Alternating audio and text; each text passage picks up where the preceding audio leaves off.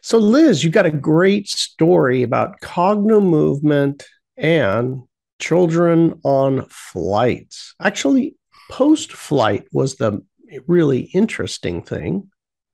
Yeah, one of the doctors that uses Cognomovement with her kids, she used Cognomovement in her practice and with her kids, and she's a personal friend. She called me up and said, my eldest daughter's just not acting right. She's 6 and she's really cranky and really out of sorts and really disagreeable.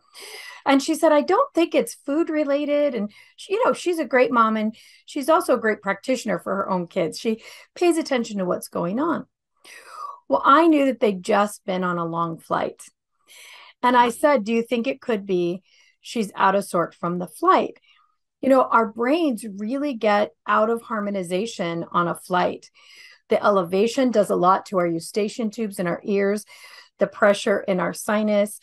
It even could create pressure on the eyes and it creates some pressure on the skull. So I said, I bet you what it is she just needs realigned, reharmonized after the flight. So she said, oh my gosh, I never even thought of that.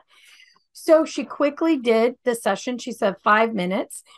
And she noticed that there were quite a few glitches in her little visual reference. And that's how we tell in cognitive movement when the brain's out of alignment. And they straightened all that back up. And she said she was back to her happy little self for the rest of the evening and the rest of the week. So this is what's possible with cognitive movement. As a practitioner, you can learn how to do this for other people and for children who are just out of sorts and cranky when there's no need for it. And if it becomes a pattern in the family, it can cause a lot of trouble.